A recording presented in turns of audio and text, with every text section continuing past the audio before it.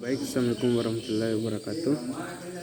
Perkenalkan, nama saya Andi Irfan Mansur, NIM 164741023. Ya, pada kesempatan kali ini saya akan menjelaskan kembali tentang materi ke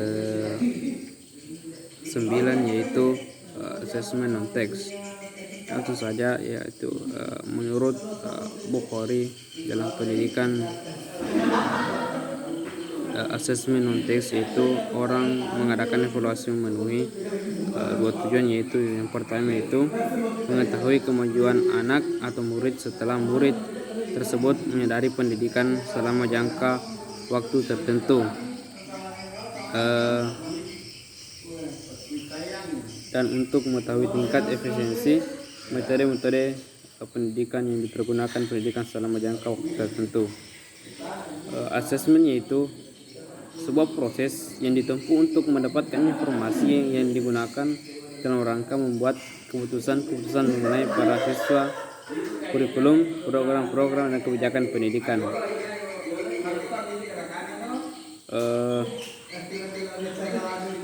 Adapun fungsi dan tujuan asesmen penilaian di kelas sekolah, yaitu yang penilaian kelas pada dasarnya merupakan rangkaian kegiatan pendidik yang berkaitan dengan pengambilan keputusan tentang pencapaian kompetensi atau hasil belajar siswa selama mengikuti proses pembelajaran.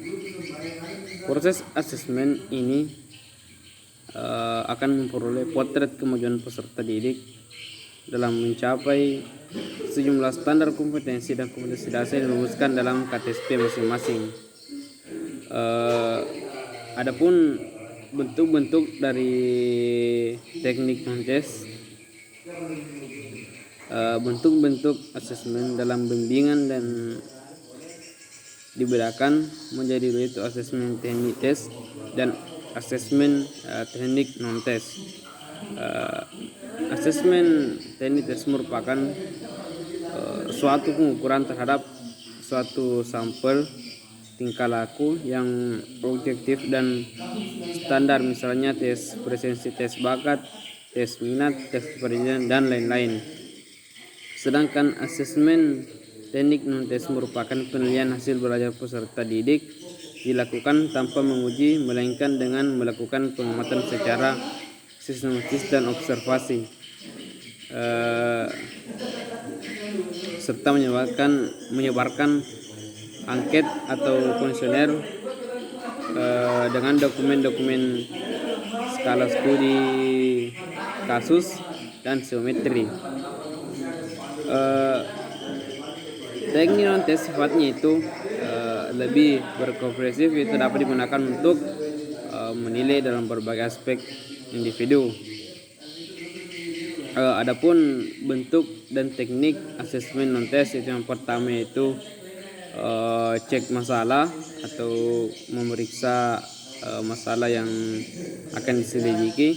Kemudian yang kedua itu interview atau biasa dikenal dengan wawancara. Kemudian psikometri. Kemudian ketika sudah mendapat maka kita akan observasi. Kemudian yang terakhir yaitu biasa dikenal dengan angket. Nah, di sini hasil dari semua yang kita laksanakan dari kelima bentuk dan teknik asesmen non-tes.